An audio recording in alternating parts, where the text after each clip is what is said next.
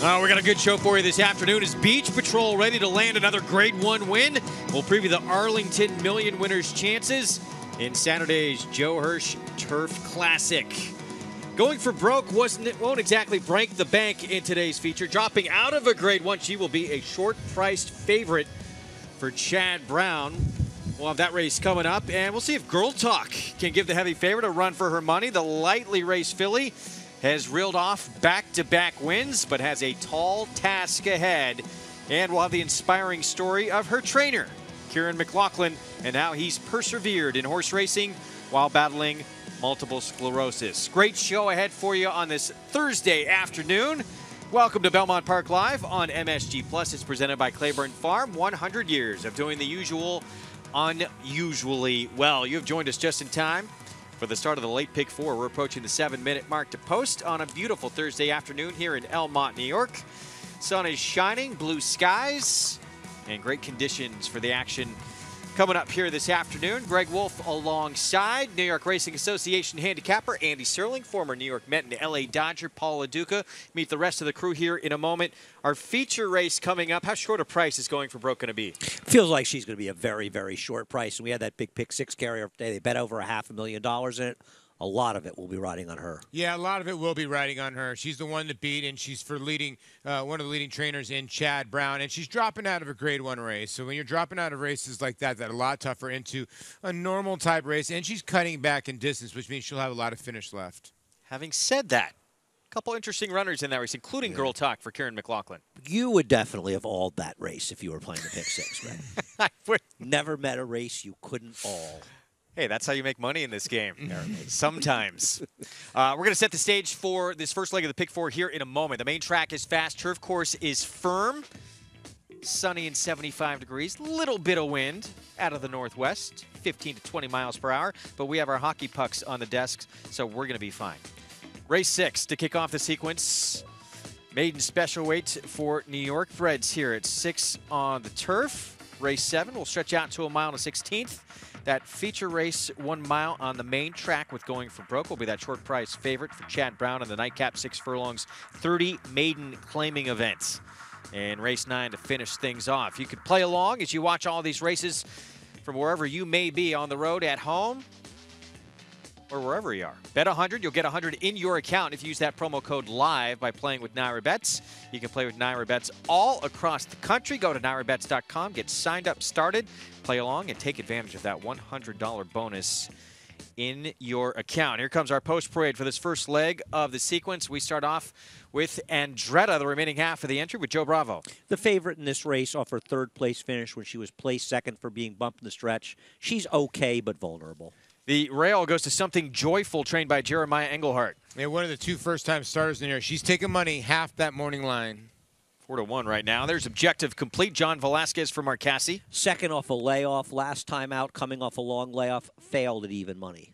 She's cooking the 4, Nick Juarez, and there she is, daughter of Shackelford for Mark Hennig. Yeah, cleverly named out of the damn Culinary. Has a bullet work 2 back. She's going to have to run to that here at 19-1. Another big price next door in Elegant Gem, the 5 here with Irad Ortiz Jr. Comes out of a race a lot of them are coming out of. That was her debut. She did little running. Louisiana Lady, the 6, 33-1. This is start number 11 for Leo O'Brien. You have to go way back to last September to find a race that even puts her in contention here. Long shot. Kendrick Carmouche on Amanda Lane for Bruce Levine. Looks like the speed in this race and is a dangerous player at a big price. First-time starter, Tony the Tigress, by outflanker for John Hurtler, has Rajiv Mirage. Not an awful pedigree for the turf, but I would think you give this horse one. Johnny Hurtler, the trainer, usually gives his horses a couple races. Tom Albertrani trains the 10 Spa treatment. Javier Castellano aboard. Interesting horse. The one turf race you could argue was not bad. So this filly by Bernardini, I think, has got an outside chance here at 5-1. And Unspoken Mission debuted Saratoga last summer. We've not seen her since for Ralph Nix. She had significant trouble in her debut. Is dangerous, but needs to be ready off the layoff. All right, so that is your field. This pick 4 approaching $200,000 in the pool. How are you going to play it? I'm going to use 3 horses near the 2, the first-time starter, 2, 3, and 11 to start it out. If I threw in a 4th, it would be the 7. I'm going to use 5 the next leg. 1X remains, the only one in the entry. The 2, the 4, the 5, the 8. The 5's the speed. I'm going to single Going for Broke, and I'm going to use 5 horses to close it out, though the 9's the one to beat. Paulie, what you going to do? Well, we're somewhat similar. I'm going to include the one in there and just take a shot in race number 8. We got to go a little bit deeper. I'm 1-2-4 in race number 7. I gave Air Bueno just on the drop. Maybe that horse will run. Reno, I think Andy and I both agree 10-1's not happening. Race number 8, listen, the 5 going for broke. It's the horse to beat. I'm taking a shot with Smile Big. If you draw a line through that horse's turf efforts, way better dirt horse. And I'm with agreement with Andy. I do think it's 1-3-9. If you're going to use 2 other horses in the last race, it's the first-time starters in there, the 5 and the 10. Maybe Paula's Pistol on the outside from Michelle Nevin, maybe the better one. All right, we're getting close to $200,000 in this pick 4 pool with more on this field in the opening leg of the sequence. Let's go to Gabby Gaudette. Thank you very much, guys. It's a beautiful day once again here at Belmont Park, and excited to kick things off. And we kick things off with a really competitive maiden special weight at 3/4 on the turf. And we'll start with a horse who does have experience. And I do think that the 1A in here, she is taking money. She'll be tough. But I wanted to talk about some other horses, second off a layoff, and other horses who are coming off significant layoffs. The 3 Objective Complete, I really think she's kind of taken a step forward today. Last time out, she was coming up from Ocala Training Center and only had a small handful of works going into her last race. So I do think she needed that last race. And look, I didn't see much excuse for her losing that one, but she could probably improve today in her second race off of the layoff. As we check in with some horses who are coming off substantial layoffs, and one of them is the 11 Unspoken Mission. And I talked to Ralph Nix about her, and he said that they really liked her in her debut. They thought that she was training forwardly, and of course she had some trouble in that debut. They tried to wheel her back, but she came up with a pretty significant stall injury, and they had to set her aside for a really long time. And he said he's just not quite sure if he has her fully cranked today. She might need a race off of that layoff. So maybe looking forward for her next start off of the layoff, as we'll take a look at the 4 She's Cooking Too. This is another layoff horse for trainer Mark Hennig, and she's also getting a surface switch. And I asked Mark about the layoff too, and he said that she came up with a little bit of a lung abscess and got sick subsequently after her debut, but they gave her time to recover, time to heal. And he does think that she's a much better horse on the turf, so it definitely makes sense that they're trying her on the turf today. He has experience with a couple of her siblings too, and they did like the turf too. But the 2 Something Royal, she's a horse who was a gate scratch back in early September. Maggie, what could you tell us about her, and how are her fitness levels as a debuter? Gabby, she's a horse that acted up in the gate and got hung up with her front legs on over the partition. So she had to be, for precautionary measures, a late scratch that day. But, you know, that was an off-the-turf event. This filly is bred top and bottom for the turf. And, you know, this is the right surface for her. I know my husband, he trained her full brother in Xandar. And, yes, this might be a little bit on the shorter side for her, but he won in his second start going 7/8, and he is that kind of 7/8 type of horse. I like her here.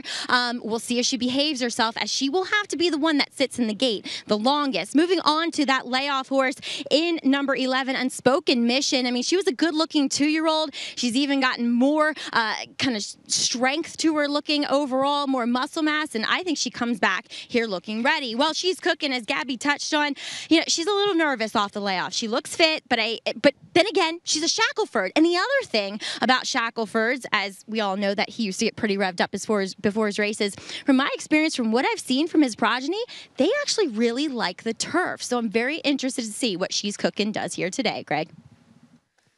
Maggie Wolfendale going to be on horseback for us throughout the show. She was talking about the 4 filly, She's Cooking, who's on the board at 21-1 in here, and some positives from both Maggie and Gabby with this second-time starter. Not knocking long shots.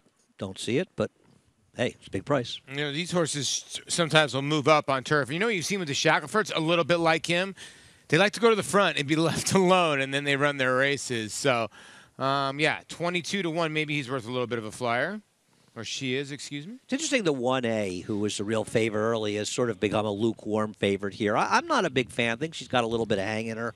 We'll see what happens. We'll see about anybody out of that race. I just wonder if the 7 horse in here, I know you used Amanda Lane. If you want somebody out of there, she's the main speed. Yeah. And these courses have gotten very firm, and speed's been good on the Widener particularly. The board's telling you the 2 can run. The horse has got the rail. A lot of people don't like playing first-time starters from the rail, and this horse is getting bet. She is a full to a number 4 turn. turf winners, actually. So this horse might be a runner. But if she's going to run, she got bet down to 5-2 now, Yeah. Paul. You're right. Andretta, though, the one to beat, still by a narrow margin, but co-favorite actually now is Something Joyful. That first her down on the inside. For the call, start us off here in this pick four. Let's send it upstairs to the voice of horse racing's Triple Crown, Larry Colmus. And just one left behind the starting gate, Unspoken Mission. And Manny Franco about to take their position in the outside stall. 3-1 right now on Andretta, who is a slight favorite along with Something Joyful. And they're all in line. We're ready for the start.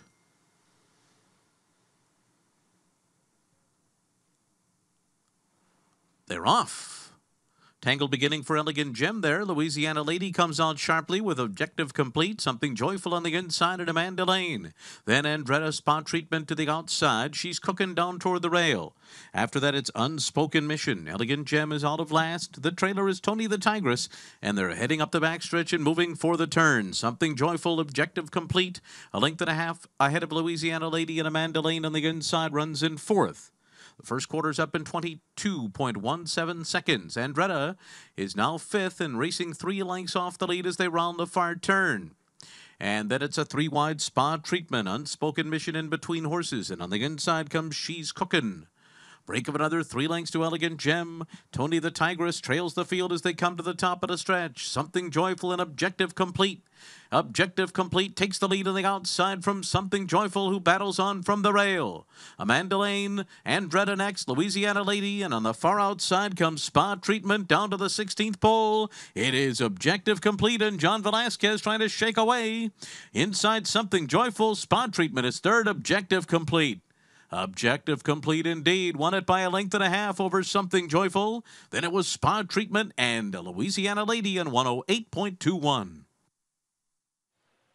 Objective Complete with the win today for Hall of Famer John Velasquez. 3-2-10-6 finish. Well, we talked about it beforehand. These courses have gotten very firm, and speed's been good. Relatively speaking, Paul, it just wasn't that fast a pace. And these horses, the 3 and 2, ran around the track together. But you know what? They also may well have been the best horses in the race. Yeah, I think they were. The 3 always had the measure of the 2. You could tell Luis Saez above the on the 2 was trying to push underneath the gray, but the gray always had the measure, and the Mark Casse charge is going to go on with it. You're right. 108-1. We saw 106 and change earlier today, Greg. Yeah. So 45 and change is nothing right now. And those were maidens, older maidens, yeah. But a maiden, and to be fair, a maiden with it won by about 5 lengths. The 10 minutes some good ground here, though. I got to give Spot Treatment a little bit of credit here. And the 1A just had nothing. Yeah. Favorite or co-favorite. 7-2 on Objective Complete. By the way, that 4th place finisher, 66-1 on the 6 horse. Good spot for an all in the Super. Your friend, your best friend, the all. Greg. Where'd you come up with this? Greg All Wolf. That's not my nickname. Louisiana Lady. That horse is going to spice up this. From chalk Louisiana player Lady. Andy Serling. Andy Chalk Serling. No, it's not chalk. Andy picks no winners, Sterling. But Louisiana Lady is actually one of these trip handicapper horses that a lot of people have put. I know some friends that have tried before because she's had a lot of trips in her career. Well, this one breaks through 3rd time out here. Mark Casse, John Velasquez, the Barbers, Familiar Silks here into the winner's circle. And this was a logical one to have. Yeah, and she's really, it's her 2nd start off a layoff. And maybe that High Jingo, the High Jingo who won the race she's coming out of for Teresa Pompey. Teresa Pompey, she yeah. ran well to finish 2nd off of that win. So that may have just been a little bit of a better race, perhaps, than some were coming out of. And generally, the horses that came out of that one race didn't run that well, including the 10 Spot Treatment ran okay to be. Plus, she lost to Morticia first time out. Yeah, I think a lot of people see that, and automatically this horse was a use here. Ted DeMaggie on horseback. The ponying as well here with Johnny V aboard Objective Complete. And Johnny, I mean, this was just a run-of-the-mill, stalk the pace and pounce. So yeah, she broke really well, and I saw the horse inside wanted to go. So I tried to take a little hold of her without taking too much out of it, And she settled well right next to the other horse, and when I asked her down the lane, she responded nicely. And I think she just needed the race last time out because she ran really well today. And Johnny, looking forward to Saturday and the Joe Hirsch Turf Classic. You'll be riding the European Invader, the Grey Gatsby. Have you gotten any information about this horse? Absolutely not yet. I'll be watching some tapes and stuff like that, and I wait for them to give me a little bit of how he is and what he likes to do. And then I will watch some tapes of him and see how he likes to run and at least to get an idea, you know what I mean? Well, Johnny, always a pleasure to catch up with you. And hey, we've done this before. This works out pretty well between you and I. She likes it a lot. She does like my pony. That's a good thing. Greg, back to you. Congrats. Maggie, thanks. I'm tired just listening to John Velasquez there. He was working in that race. I know. One of the things I like about those interviews is you really do get a feeling for how hard the jockeys work because they're in good shape they are. and winded. Absolutely. We're going to take a break of the action. We will be back.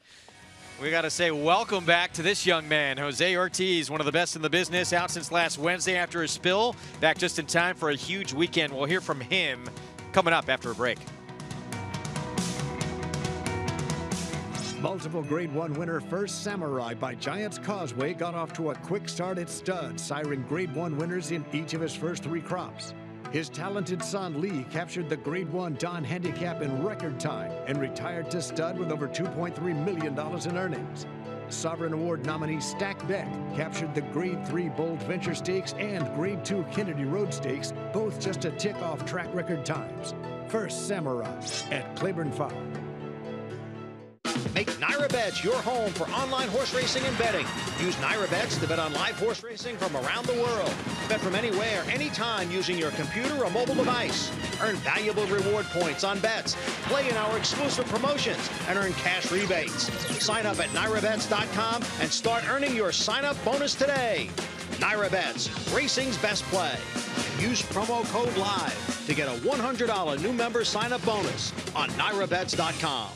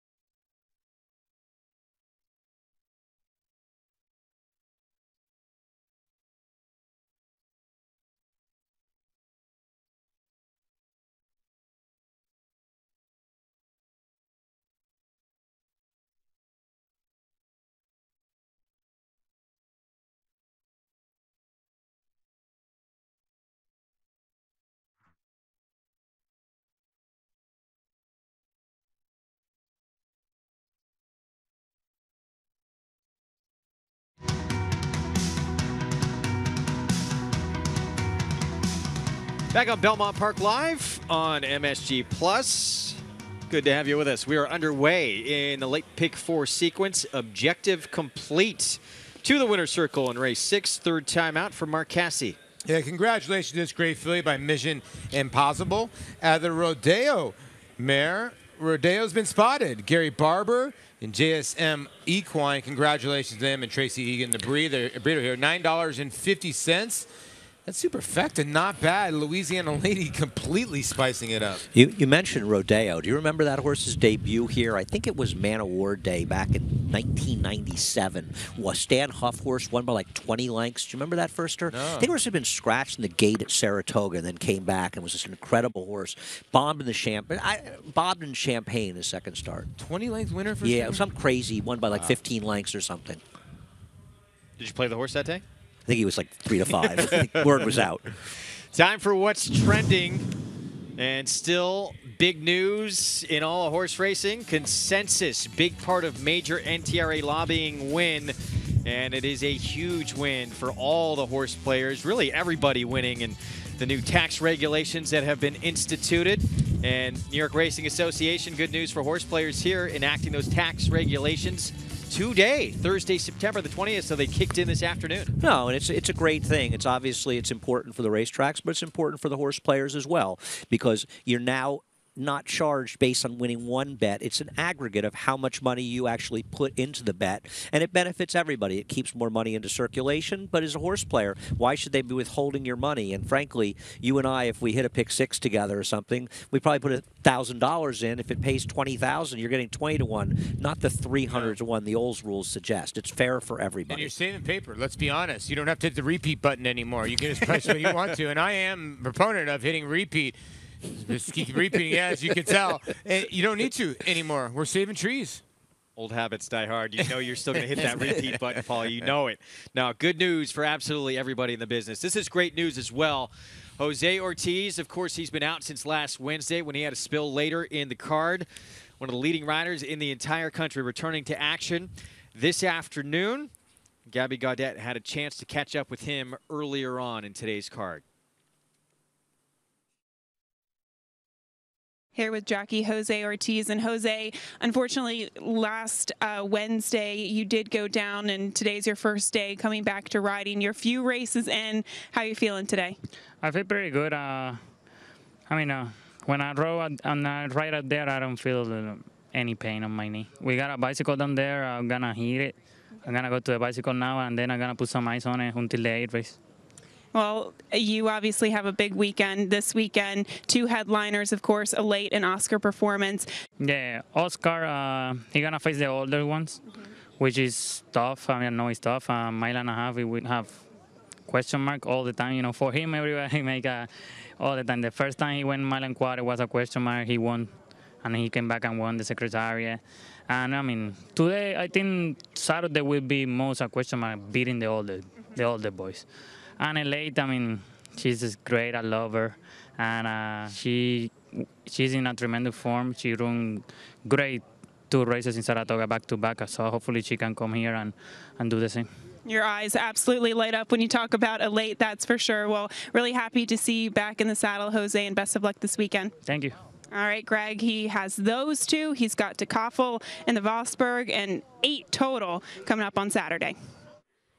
Yeah, Gab, he's absolutely loaded coming up this weekend. It's good to be young again. You bounce back quick. It's just great to have him back. You hate to see any riders, you hate to see any situation, the horses where there's trouble on the track, and it's great to see him back. And fortunately, it wasn't anything serious. No, the 2 best medicines in the world are ice and adrenaline. So, and I'm sure adrenaline's going to be a big key for him on Saturday. And you talking basically, he doesn't feel pain in the knee right now because when he gets on the race course, he's not feeling any pain. And I'm sure when he's going to be on Oscar Performance and Tocqueville in these Grade 1 races and big races, it's really going to go away. You know, it's a tough thing to do to come back from a knee injury, especially there at a torque. When I used to catch, I was able to take a break every once in a while. You're not taking a break for a good minute and a half, 2 minutes. Very tough what he's doing, but they're tough guys. They're tough athletes. And he's having a year where he might be the leader in the clubhouse right now for the Eclipse Award. And I think he should be. He had an exceptional year last year, going this year, and if he gets a couple of Breeders' Cup wins, probably win it.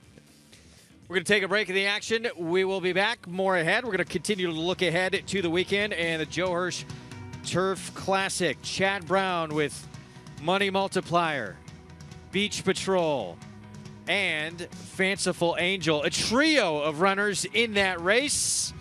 It's Chad Brown against everybody else. We'll talk about it next.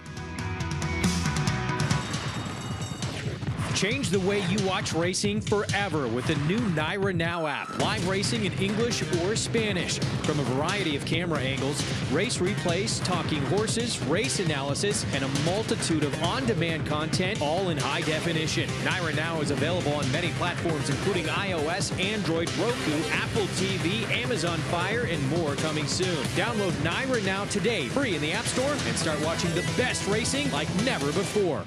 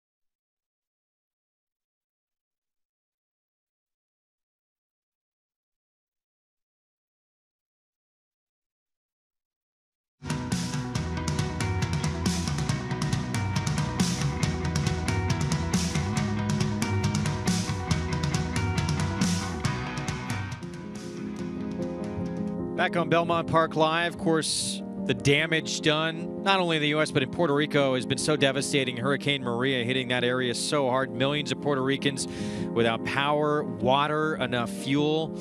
About half of the residents without any running water. There's nowhere near enough food to go around. I saw a shot of boxes and boxes of food that has yet to even be distributed. It's been sitting on the dock since Saturday, so they need all the help they can just to distribute what they do have in the area. You can do what you can to help. Visit foundation.aaep.org/Harvey and do what you can to assist. You can also go to Caribbean Thoroughbred Aftercare page on Facebook to help out as well. They need your help. Any little bit helps.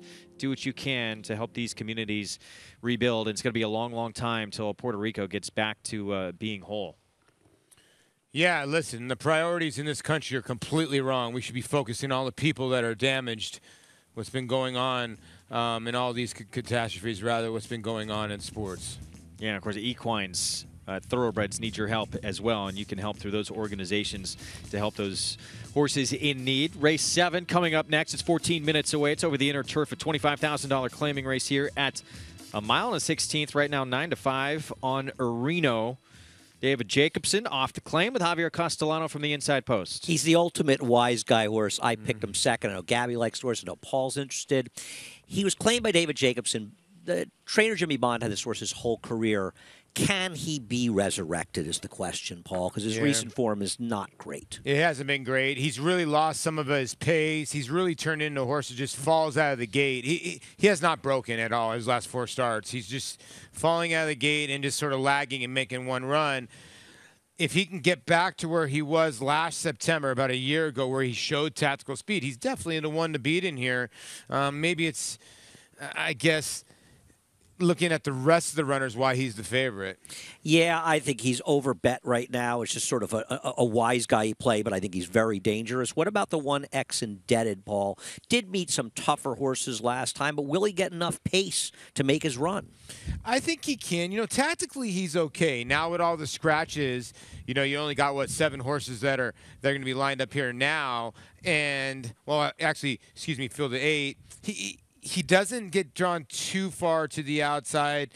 He can definitely win this race. 2 of his 5 wins here. He does get Rosario. Got used to him last time. I don't understand what's going on with the tote board at him at 9-2. I thought he'd actually get bet, and I also thought the 8 Silver Dagger would get bet. I'm surprised the 8 is such a big price. Now, this is Robert Tross, who is deputizing for Robertino Diodoro, and they haven't had any success with their claims in the turfs. They've come to New York, but they're still dangerous. And this is a horse that's faced much better horses over time. He's run faster figures, and he also has enough early speed to put himself into position here. I think it makes a lot of sense, and I'm in agreement with you, Paul. Yeah, and he gets the blinkers on today. You're taking a look at the 6 McElroy, who does, you know, he's 1 for 11 the last 2 years. Is he a player in here? Yes.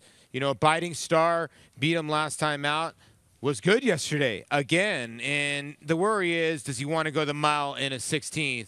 Does McElroy. Right. As we get back to the 8, one quick thing about McElroy. His trainer, Rudy Rodriguez, a high percentage trainer, is 0 for the Belmont meeting. And I think that's something to be a little concerned about. No, it is. I mean, that's a well, I think you could take the standpoint, too, that he's too good a trainer. That's going to end. Exactly. It's going to end. You could take that standpoint, but it's also like a 300 hitter hitting like 150 right now. He's beating me at 5-2 with his first winner in a cold streak. Yeah.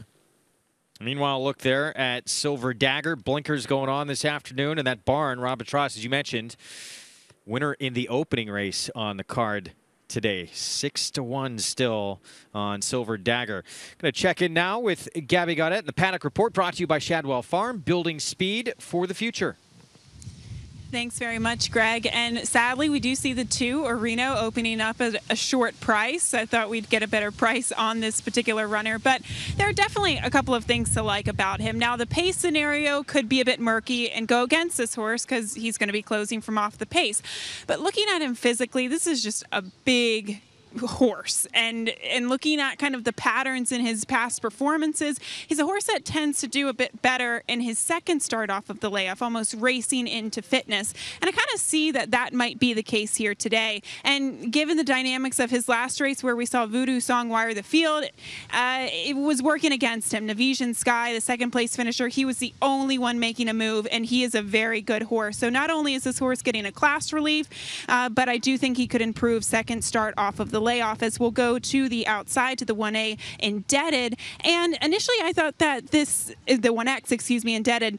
And initially I thought that his race last time out was kind of lackluster, because we saw Alterboard, the winner of that race, come from dead last, or at least closed behind, from farther behind than Indebted.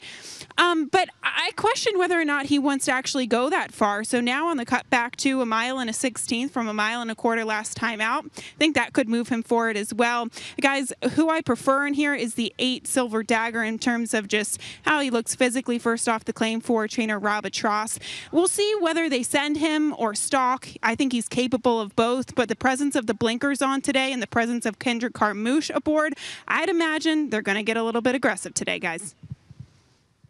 Yeah, I agree with Gabby here. We'll see 6-1 on Silver Dagger here in this spot, who ran for 25 last time out, although his race was taken off the turf on a muddy surface. Here's Eric Bueno, Manny Franco for Gary Contessa. 7-1 on the board. What do you think At the end of the day, he has the speed to be tactical, and he's got races fast enough to win. I think he's just another horse that could win. He's coming out of a race that was dominating the front end, so he really had no chance to close, Paul. Yeah, he didn't. You know, you wonder, when these horses drop, this is the lowest he's ever been in for 25. You know, other times he has been. He has to run. If he doesn't run today, you're not going to see him run. So at 7-1, maybe throw him in there. He's 8 now. Has he lost a step? Yeah, a couple others you could argue have lost a step in here, too. I just think he's a horse who could win. I'm not running the window to bet him, but I think he's a player. I think that the 5 Damage Control is a player in here. I know you don't agree with me, Greg, and maybe you're right, but I thought he'd be the controlling speed in here. And look at his last turf race. I know Mo Bridge, who beat him, is weaker than these horses, but he was involved in a very fast pace that day, and it looks to me like there's no clear-cut speed here. He could be the controlling speed. Well, he could be, because Rudy's got 2 horses in this race, right? So, I mean, or he did have 2 horses in this race. He does. No, he does. He's got a 1-2 punch. Yeah, to 5 he's got a and 1-2 6. punch. So if the 5 goes to the front end, then McElroy's the one that sits behind. And McElroy's got a little second-itis of late. Yeah, Damage Control's going to the front end here. He feels like the speed. Listen, I'm just, you know, there's just I think there are reasons you can go through. You can play a lot of horses in here. No, it's a good race for sure. Definitely want to get a price here. So maybe Areno at 2-1. You got to look. If you like this horse at 2-1, is this now a pass? Yeah, he's going to go up. I'm looking at doubles. He's the 4th choice in doubles. He'll go up from 2-1. But even at 7-2, is he really such a bargain? I mean, it's one thing, you know, you and I look at it and think he's 10-1 morning line. Okay, he'll be 6 or 8-1. Yeah. We'll take a shot with him. Would we really like him at a short price? Well, we talked about it a lot yesterday. It's been a theme of this show. We talk about it whenever we can. This game is about value, and right now there's no value with Areno. So our post parade, we kick things off with Indebted. We'll have the outside post in this race with Joel Rosario. Indebted, if he can work out a trip from that post, and he'll need some pace, but he's good enough to be a factor. Meanwhile, Areno will have the inside slot, 10-1 morning line, 5-2 current favorite. Actually, we're looking at the 3 here, Roman's Paradise with Carl Domino. He feels like a rank outsider in this race. He'd need a lot of pace, and he'd really need to run better than he's been running. 27-1 on the 3. Here's the 2 Areno, Javier Castellano, and first off the claim for David Jacobson. Yeah, can he regain some of his form that he's had before? Because if he can, he's going to be tough in there. He's getting bet at the window. Bueno, Gary Contessa, winning move stable, and Manny Franco.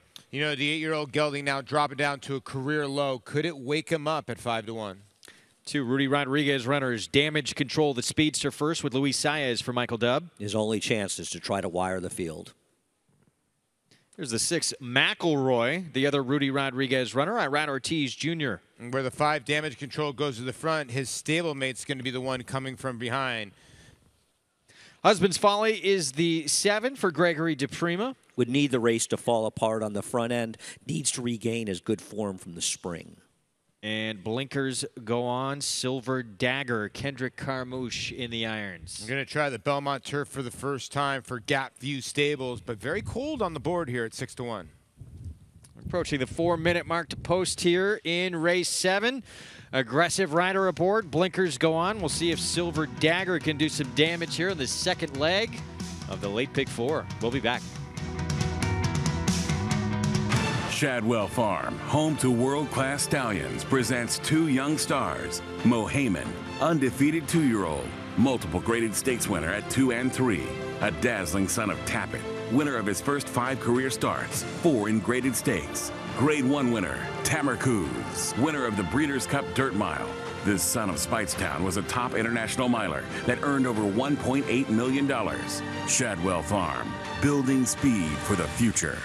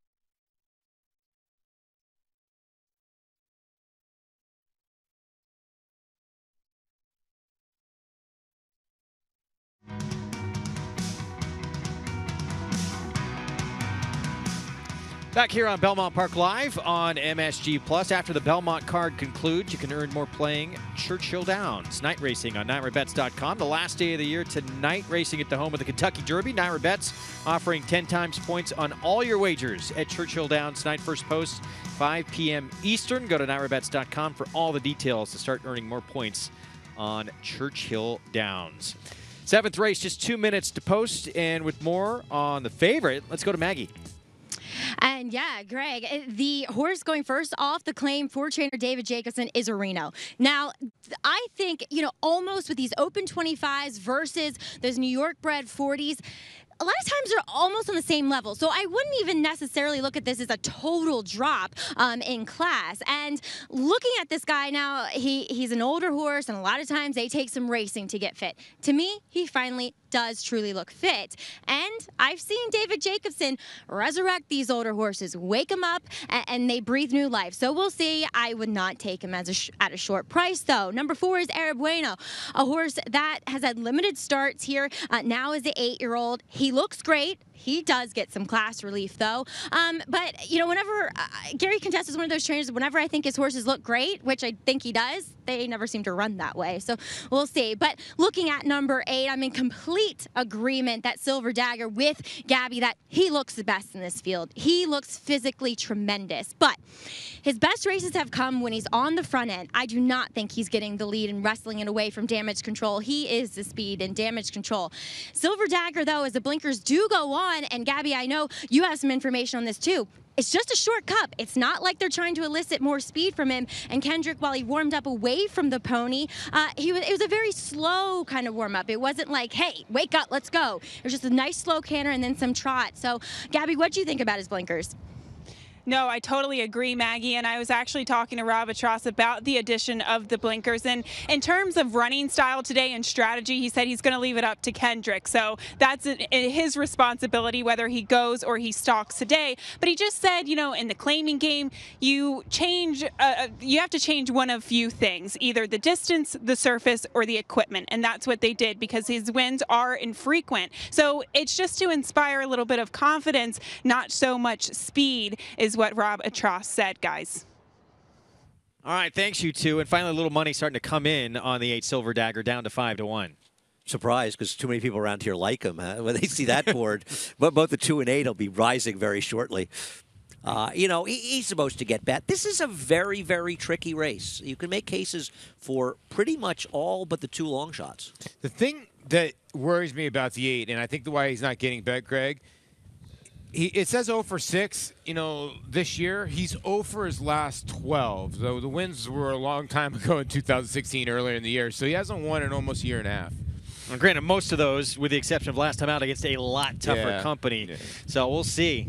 Still 5-1 on him. We're getting set, loading up. 5-2 favorite is the 2 Arena. Let's send it upstairs to the voice of New York Racing, Larry Colmus, for the call. Leg 2 of this Pick 4.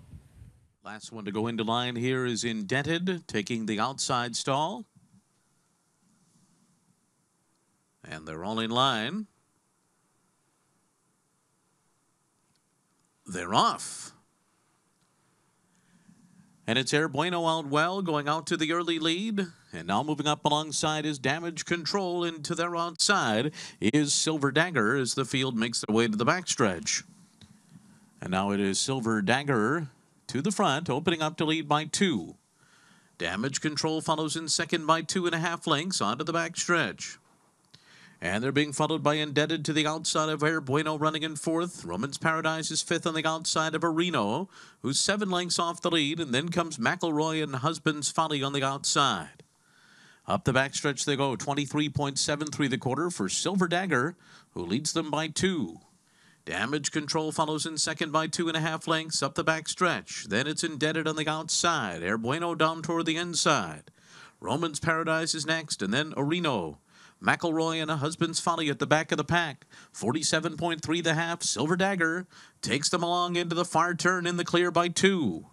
Damage Control running in second, a length and a half back, and then Air Bueno on the inside, followed by Indebted. Behind them is Roman's Paradise. Areno has 6 lengths to make up. McElroy is in behind them, and then comes Husband's Folly, 3/4 in 111.28. And they're at the top of the stretch here, with Silver Dagger turning for home in front. Damage Control is 2 lengths behind. On the outside, Indebted trying to close the gap. And then Air Bueno on the inside, followed by Areno and McElroy. Silver Dagger's got another 16th to go. Indebted is second and closing the gap. Silver Dagger reaching for the wire. Indebted one last try. Silver Dagger holds off Indebted. Then a photo between Damage Control and Areno in 140.65. Kendrick Carmouche jumped to the front and able to last that mile and a 16th and get the win at 5-1. And we talk about this quite a bit. Kendrick had a plan. He said, I'm going to the front. They did go pretty quickly for the first quarter coming down in the inner turf course, but he wanted the front. He made it, and he got the victory. Well, he's been watching all the other turf races. Let's be honest. I mean, it's just a sharp ride. It's the bottom line. Maggie talked about that it was going to be tough for him to grab the front end for the 5, so Kendrick had to use more than he wanted to get to the front end. The 5 took back, and he won. It's hard to pass right now, so he played the odds in 5-1. You got an overlay on this horse. Good pick, Andy. And I might be right. This might be the first win off the claim on the turf, or even the first turf win for the Diodoro barn since they came to New York. I have to research that. Yeah, so they were 0 for, I want to say 13 or somewhere in that area. 0 for 15. So yeah, now 1 for 16. This is a big win, and this also will play big in that carryover in the pick 6 and in that late pick 4. This horse is like the 6th choice in the doubles. Yes, yes. 2 wins today for this barn. Blinkers on. Kendrick Carmouche in the irons. I just love that he's always aggressive. Well, yeah, I mean, he has a plan. And you want to see a rider, I mean, not be decisive. Not go if nobody else goes, you know, you get the lead. He wanted the lead, and he got it. If the horse lost, he gave him his best chance to win. You got to make adjustments. They ran a sprint race going 6 furlongs today. The horse wanted to canter in under 107. You got to know what you're dealing with. It's going to be hard to pass horses. Kendrick put this horse right on the front end. Let's go to Maggie. You're a Kendrick, and it's always humbling when you're dealing with Kendrick Carmouche. And you had a plan. You knew this horse ran his best races on the front end. That's what you stuck to. Yeah, I mean, riding for Diodoro, you know, he pretty much makes it real easy for the jockeys. Just do what you think best and win the race. And, you know, I thought that was the right move to make in this race with only one other speed horse, and I could have slowed down a little, and he responded to me. And certainly, Kendrick, you are a student of the game, and you surely have been watching the races. This turf course seems to be pretty speed favoring. Yeah, I mean, after yesterday, with it being so hot and today it cooled down a little, you know, you just got to maintain your horse more today than yesterday. So with that being said, I mean, it's pretty good. All right. Well, job well done here. You were able to last on Silver Dagger. Thank you very much. All right, Greg, back to you. Shout out to Cajun Country, Kendrick Carmouche getting the job done. Usually see that man with a smile on his face. He's having a nice year. Of course, a Mike Venezia Award winner as well. And he does it all on the front end here in race 7 at 5-1. 8, 1X, 5 and 2. We're going to take a break in the action. He's one of the top trainers in the game. So focused on his job, he admits sometimes he forgets that he has MS. Kieran McLaughlin, the story of his determination overcoming adversity is next. Undefeated in sprint competition, Eclipse champion Run Happy captured 3 Grade 1 victories and set blistering speed records at both Keeneland and Saratoga. In the Breeders' Cup Sprint, he dominated the world's fastest runners, going 6 furlongs in a record-breaking 108 and change. The only horse nominated for 3 Eclipse Awards, Run Happy was crowned champion male sprinter, all the while racing 100% drug-free. Champion, millionaire, record breaker, Run Happy, standing at Claiborne Farm.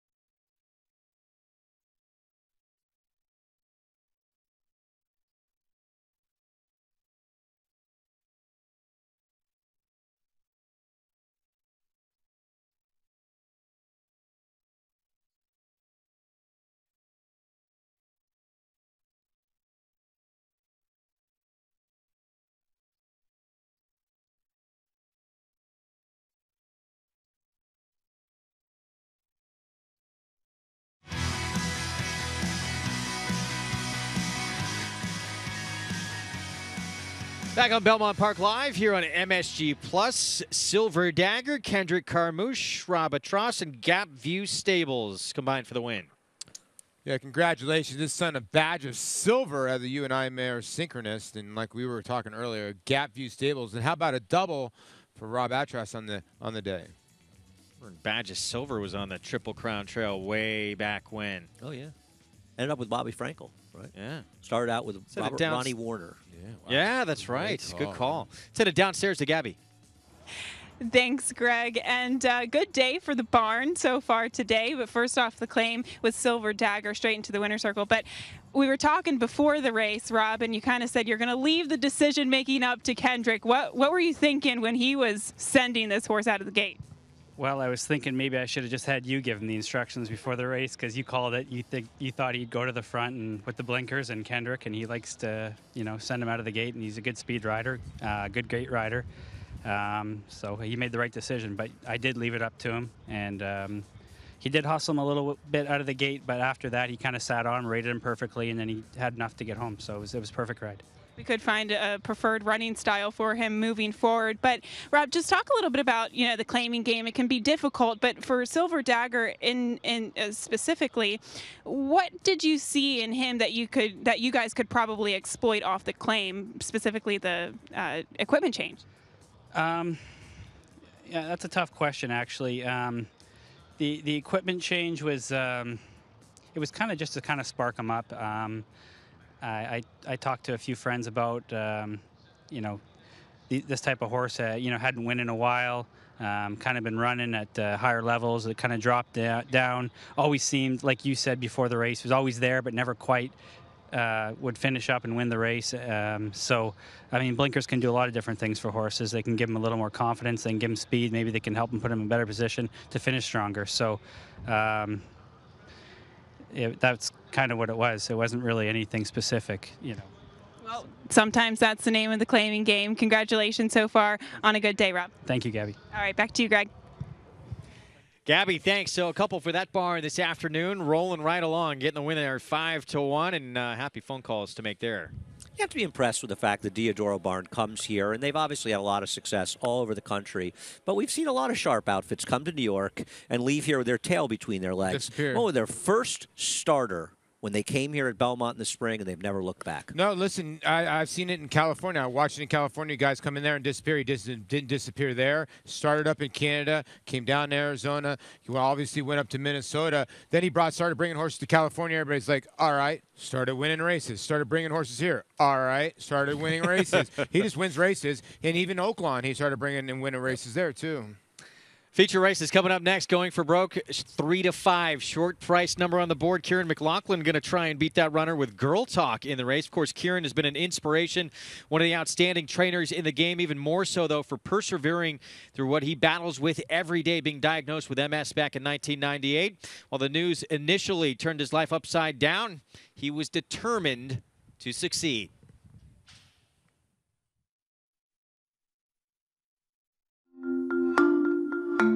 I am Kieran McLaughlin. But Frosted has won with ease in the Whitney. I am a thoroughbred horse trainer. I'm from Lexington, Kentucky, and it was either basketball or horse racing. And luckily, I wasn't very good at basketball, so my best friend was Greg Burchell. And at like 10, 11 years old, I started going out with him on the weekends, and his father was an owner at that time. He started training a few years later. But I got the bug because of Keeneland, the sales, seeing $1 million horses sell, and the races, and I just loved it. And when I was 12 years old, 7th grade, I wrote a paper that I wanted to be a horse trainer like Charlie Whittingham when I grew up. So I really am living my dream.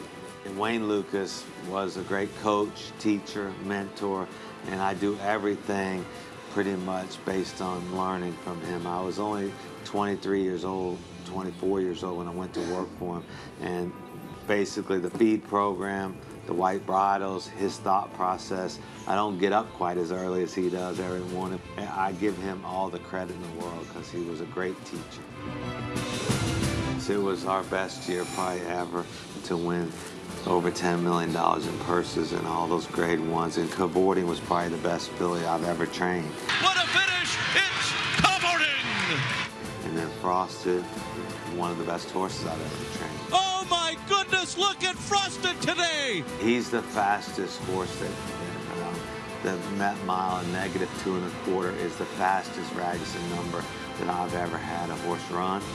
Frosted is absolutely roughed in the Met Mile. They were a mile behind him. You're proud to have a -2 1/4, especially going to studs and stallions nowadays. People look at those numbers and you can advertise them. So it was fabulous. It was an unbelievable performance. Horses go within Basor, and they are impressive.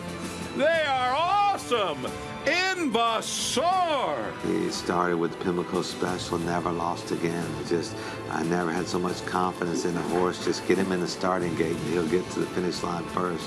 He was a really special horse. I don't bet that often, but any carryover pick sixes, I'll get involved because there's so much money of other people's in there.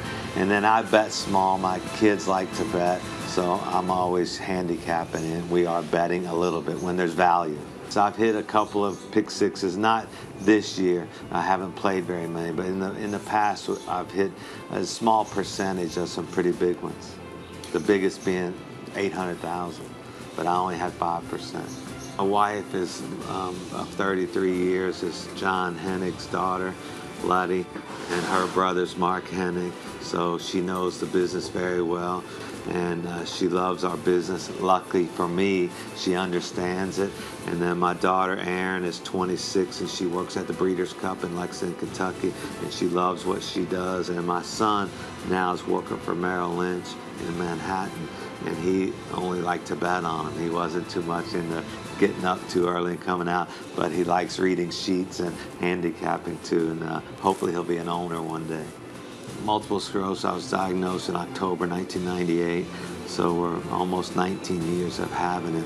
But it really hasn't affected me much on the racetrack. My vision is great, my mind's great, and I pick all the spots for the horses, and we go over the training of every horse every day.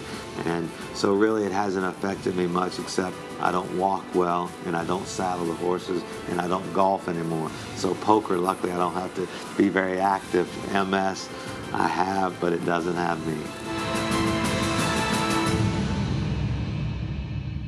Kieran McLaughlin, he is a tremendous success story. Of course, to Koffel, he will be sending out facing older horses for the first time, or I should say for the second time. I actually ran against him a couple back in an allowance race, but taking on tough company in that Grade 1 this weekend. He's had 2 monster performances.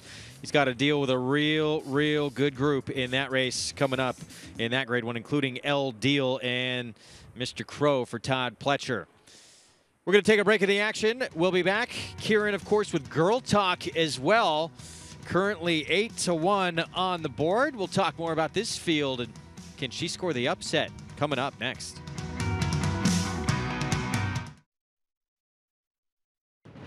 After siring the winners of last year's Grade 1 Test Stakes and Humana Distaff, Flatter is having another banner year in 2017.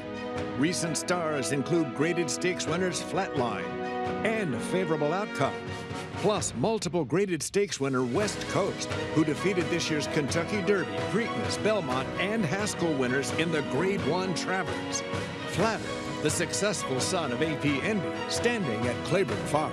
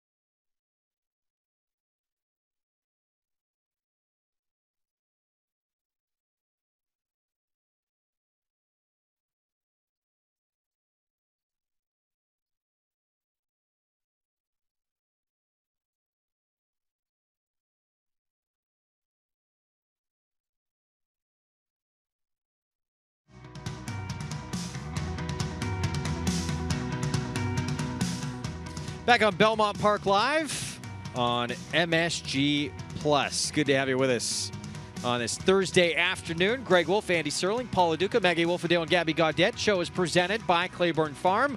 100 years of doing the usual unusually well. Our feature race is up next. It's approaching the 12-minute mark to post. You can play along from home or wherever you may be.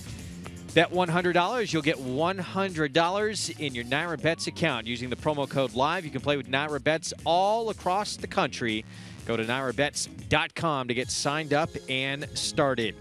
Here's a look at the field for this 8th race. 1 mile on the main track, an allowance optional claiming group, and as we expected, going for broke, a very short number for trainer Chad Brown. Even though she's done well, so to speak, finishing second in the Alabama, second in the Comley, or third in the Comley, I should say, going longer, around 2 turns, I really think she's a better horse around 1 turn. And if she's able to run back to her return race, her first race as a 4-year-old, when second to Karina Mia in the Shine Again, she's going to win here, Paul. No, she's going to be very tough. And she's got another winner, 3rd career start. She crushed her group going a mile, but she ran well on this day. Karina Mia is a high-class filly. Did she get a good trip? Yes, but it doesn't matter. She ran so well this day. Probably too well to lose. The race before that against Verve's Tail, I don't think, like you said, wants to go a mile and 1/8. I thought she showed a lot of heart with Lewis Bay. Karina Mia just, got a big resume, but she's well clear of the 3rd place finisher in this replay. That's why she's 3 to 5. And you look at her 2nd and 3rd career starts, both at a flat mile at Belmont Park around 1 turn. She got an 89 buyer in the 2nd one. That might be too much for this field to handle, and that was last year. No, that's true. The first 3 races of her career put her pretty close in here, and also with the Shine Again. You're right. All 4 of her 1-turn races put her right there. Chad Brown's looking for his 16th win in just the 13th racing day here at Belmont. Unbelievable. Keeps on rolling wherever he goes. Meanwhile, we're talking about Kieran McLaughlin. He's sending out this filly, lightly raced Girl Talk, making just the 5th start of her career. She comes in off back-to-back wins. She does, but there was how much? 8 months between those two, and now she's been off for another 6+ months. And at the end of the day, Bowtown Cat, who she beat last time, it was the 2-to-1 second choice, would probably be 40-to-1 in this field. Yeah, Bowtown Cat's like a sort of a speed type that sort of goes away. I'll give Girl Talk this. I like that she's run at 4 different racetracks and she's fired all 4 times. So to me, she's probably overachieved a little bit. She's got a little heart to her. Yeah, listen. Maybe she'll run well. She'll run well in this race for Kieran off 11. I hope she does for Kieran. But I just think that if you're looking for somebody else, I'd go in a different direction. There she is, 7-to-1 on the board right now. Let's send it over now to Gabby Gaudet with the Paddock Report, brought to you by Shadwell Farm, building speed for the future. Gabby. Thanks, Greg. And it definitely does look like there is one main horse in here to beat just from class alone, and that is the 5 going for broke. She looks great. She is just the epitome of class, in my opinion, and she is coming out of much, much tougher races, like the likes of Forever Unbridled, Karina Mia, Verve's Tail. So she is clearly the horse to beat, but I guess maybe the pace scenario might hurt her, because especially with the scratch of the 6, Jules in Rome, kind of looks like Tejana might be the lone speed in here. So I think that could just be her Achilles heel, but she is looking fantastic here in the paddock. Now the 3 Girl Talk, she's coming in off of a layoff since March, and I was talking to Kieran McLaughlin, and he kind of just said they're running her going the mile. Of course, he likes to kind of develop them a little bit off of the layoff, but she's just not fast enough to keep up with, say, 3/4 distance sprinters. She's just a big, good-looking filly, and she probably might even need this race to step forward to 2-turn distances in the future. I don't know if she is the prototypical 1-turn mile type of horse, so there is that. Now the 4 Tejana, I'm not fully convinced that she can beat this field.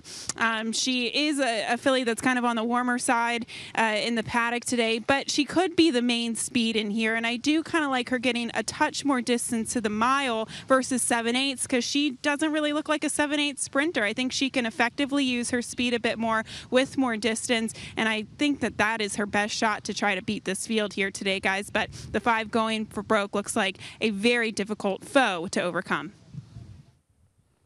Meanwhile, Annie Rocks, blinkers coming off this afternoon, 6 for 16. She loves to find the winner's circle. She has Angel Arroyo in the irons this afternoon, and Angel Arroyo, historic moment for him earlier on today on Pico Chick, number 1,000 in his career, into the winner's circle. And he'd been sitting on $9.99 for a little bit, and right off the bat to start off the card in the opener, got number 1,000. Well done. And nice to see it happen, too. He came back from a spill. He's missed the last week of racing, so he comes back and he wins right away. Good for him. Congratulations. It's a lot of wins. It's a lot of wins. It's a lot of win pictures. You can't put them all up on the wall. Gotta tuck a couple of them away. But congratulations. It's 1,000 wins and $1,000 smile. Yes, yeah, absolutely. And we mentioned, too, approaching 1,000 seconds as well. But well done with 1,000 wins. Call to post, Sam the Bugler. As we get set for our post parade here, we're going to see Smile Big to kick things off here, who's taking a little play. 10-1 morning line, 6-1 now for Rudy Rodriguez with Irad Ortiz Jr. She'd need to run her very best race. When she won 2 back, she took advantage of an inside track. Annie rocks the 2 with Angel Arroyo. We will see it 13-1 on the board, and trained by Carlos Martin, second off the claim. Yeah, off the claim last time they tried blinkers, but only for 1 start. They're going to take those blinkers right back off and cut back in distance. 6-1 on Girl Talk for Kieran McLaughlin, Luis Saez. She's never run a bad race, but she'd probably need to run better than she's ever run coming off the layoff to win this one. Tejana the 4, the speed surfer Shug McGahey, daughter of Curlin with Jose Ortiz. That is the key. Can she get that speed back, and can she get away from this group on the front end? See the 7 next here, Litorada Manny Franco for Rudy Rodriguez, coming in off back-to-back wins. Hey, listen, she's run well in her recent races, but she too might have to step it up in this field if the favorite shows up. And 8-1 on Rachel's Temper here, the 8 with Joel Rosario for David Canizzo. Yeah, way back in July of last year, she was just a no short of your heavy favorite. You're getting 8-1 today. Where is the heavy favorite? 3-5 on Going for Break, who's coming out any moment now. The daughter of Blame for Chad Brown, coming out of the Grade 1 personal incident. It will be Javier Castellano in the irons. Clearly, she's trying to make a dramatic entrance in this race. She runs back to her better races. She just might be too much horse for these. Short price, deservedly so. We'll see if Chad Brown can collect another victory here. Meanwhile, Polly Smile Big looking to break through and get her first win here at Belmont. Yeah, and when you look at this filly, and the reason why I like her is you look at her turf starts, right? 0 for 6. And if you draw a line through her 2 turf starts out of her last 4, she's run first, second, second, first on the dirt. I mean, she's a dirt horse. She's missed the trifecta 1 time. It was in her career debut, and she got left in the gate. I think she's getting better and better. I'm in agreement with Andy. She's going to have to move up, and she got a very good trip. But I think she's an alternative, and I think this race is cold 5-1. What would Karina Mia be in this race? 1-5. That's it, huh? 1-9. Now, of course, Going for Broke just missed by a neck to Karina Mia. 2 starts back. We're going to take a break. Chalk players Going for Broke. Can she come through for him? We'll find out next. This 3-time graded stakes winning millionaire defeated 20 Grade 1 winners. In the Dixie Stakes, he defeated Canadian champion and horse of the year Up With the Birds and set a new course record at Saratoga. Runner-up in the Grade 1 Manhattan and Shadwell Turf Mile, Ironicus ran 7 triple-digit buyers, including this score in the Fort Marcy Stakes. Half to 4 graded stakes winners, Ironicus has the speed, class, and bloodlines to become the next great sire by distorted humor. Ironicus at Clayton Farm.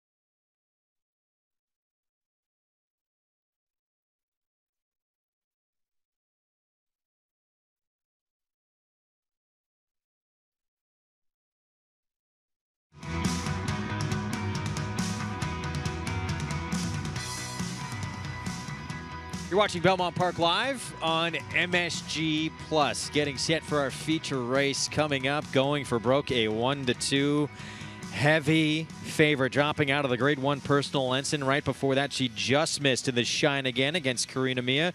She's a daughter of Blame, who stands at Claiborne Farm. Blame, of course, Clips Award winner, earned over $4.3 million in earnings. There he is on the farm in Paris, Kentucky, and that part of that 2010 Breeders' Cup Classic, beating Zenyatta. Still got some moves, too. Look at that.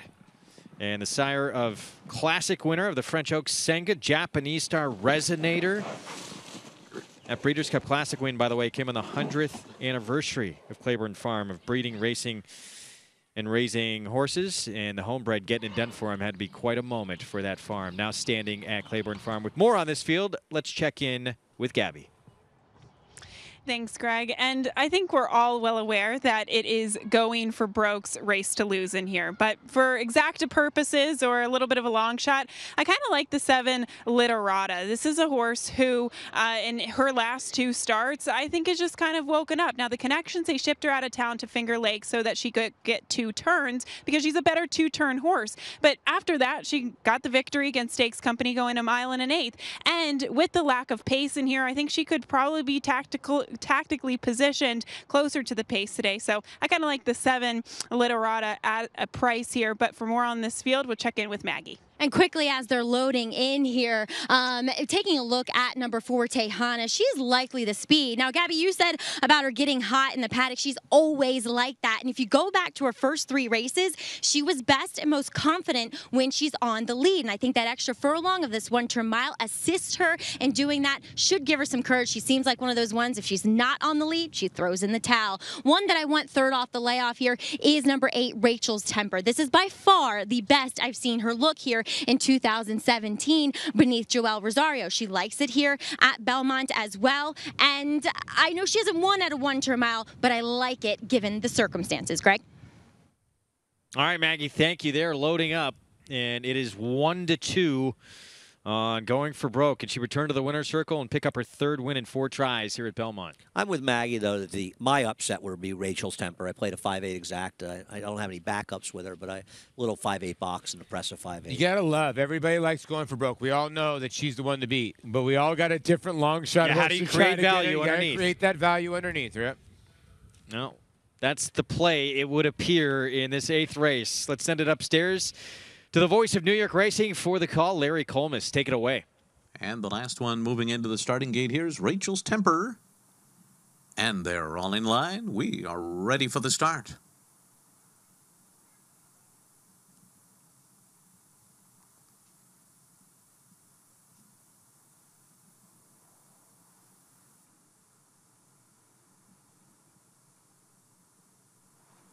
Backing out of the gate here, Smile Big is backed onto the inside stall. Going back in. They're off. Not a good beginning for Girl Talk. Stumbled and is left behind the field as Tejana goes out to the early lead with Smile Big on the inside, away running in 2nd position. In behind them, Annie Rocks as they head up the backstretch. Literata's right up there too, then Going for Broke and Girl Talk on the inside. And the trailer is Rachel's Temper. Up the backstretch they go, and it is Tejana who runs the quarter in 23.3, leads it by a length and a half. Literata 2nd, Annie Rocks 3rd in between horses. Smile Big 4th on the inside. Going for Broke, the favorite, is 5th. Racing outside of Girl Talk, who's down toward the rail. And now they're 4 lengths ahead of Rachel's Temper, heading for the turn. Tejana continues to lead the way toward the half-mile pole, a length and a half to Literata. The first half mile in 47.06. Break of 2 to Going for Broke, and she's taken 3rd on the outside. She's now 3 lengths off the lead. Outside of Annie Rocks, Smile Big along the rail. And then it's Girl Talk and Rachel's Temper around the far turn. Tejana and Jose Ortiz continue to lead the field by a length and a half to Literata. Going for Broke continues to gain ground on the outside. Rachel's Temper starting to come on too, which going very wide there. Smile Big cuts the corner. They're into the stretch. Tejana has a 3-length lead on Going for Broke, but she's cutting into it quickly now as they arrive at the 8th pole. It is Tejana in front by 2. Going for broke still with work cut out for her to come and get Tejana at the 16th pole. Tejana holding off Going for broke as they come down to the wire.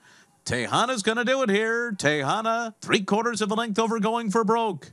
And then it was Literata and Rachel's Temper in 138.03. 10-1 on Tejana. The speed holds in. Jose Ortiz, welcome back. His first victory since he's returned. Shows what a difference it can make for a horse making the lead as opposed to not making the lead. She was terrific as a 3-year-old. 2 for 3 with only a loss in a grade 3 by a neck. She was in front in all of those races. She came back in her 2 races this year. She couldn't make the lead. She stunk the joint up. Today she made the lead, and she held off a heavy favorite. It is amazing, isn't it? I mean, she'd come in working great. She'd been working good in the morning, but you're right. Her last 2 races, she could not get the lead from Malibu Stacy and a couple others in here. And today she was able to. And when she's not engaged at the top of the lane, she's tough to go by. Is the 5 running her race? Yes, they're going away from this group. It's just like the 4 just didn't stop. She finished her race. Yeah, they did get away from the group. I don't think it was that good a group. I think the 5 was supposed to have beat her. And I need to go for broke to hold on in my pick 4. I don't think she had an excuse. She's still supposed to run her down. She was 1-2. Yeah, some of these horses are these all or nothing type horses. And Tejana's that type of horse. When she gets the front end, she's tough. Right. They should never rate her. If they've got to go too fast to get the lead, go too fast to get the lead because she is not winning races from behind. Meanwhile, the comeback officially underway with Jose Ortiz getting into the winner's circle here for the first time. Let's go to Maggie. Doing ponying duties once again here with Jose and Tejana. But Jose, this is a filly that you rode last time going 7/8 at Saratoga. And she just looks like one that throws in the towel if she doesn't get the lead. Today, you didn't have a problem with getting the lead. Yeah, I mean, she likes to be on the lead. When she's not there, she don't try at all. And I think the miles suit her better than the 7 furlongs. She got more opportunity to get there with a little softer fraction than the 22.45 going 7 furlongs. And I mean, she broke well. I sent her out there, and she did really well. I'm happy that we are back in the winner's circle. I was just going to say, it has to feel good. And how much does that do for your confidence and your physical kind of goings into a big weekend like Saturday where you ride very nice horses such as Elate? Yeah, I mean, it do a lot. I mean, now I'm more confident about my knee, you know. I felt very good riding. I mean, if you can see the replay, I felt really well. And the 2 races before, earlier today, I feel great. And yeah, very excited about Oscar and Elate, Takafo, all the horses, big horses that I'm riding Saturday. Hopefully they come and they give a great performance. And Jose, real quick, you know, we've asked you about some of the other horses, but Takafo, one of the more interesting horses you have to ride. Is he just one that you have to put his hands down and let him roll? I mean, my game plan, the 8 plan. Get the lead. But, you know, I'm Drew outside Deal, who is a very fast horse. And, I mean, it's just up to what happened, you know. I will decide on the break. Well, Jose, it's good to see you back in the winner's circle. Congrats and good luck this weekend. Thank you. All right, guys. Thanks, Jose.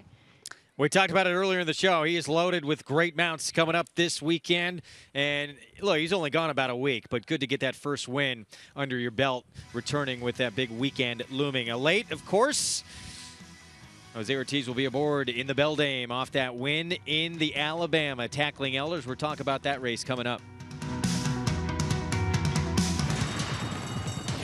Change the way you watch racing forever with the new Naira Now app. Live racing in English or Spanish. From a variety of camera angles, race replays, talking horses, race analysis, and a multitude of on-demand content, all in high definition. Naira Now is available on many platforms, including iOS, Android, Roku, Apple TV, Amazon Fire, and more coming soon. Download Naira Now today, free in the App Store, and start watching the best racing like never before.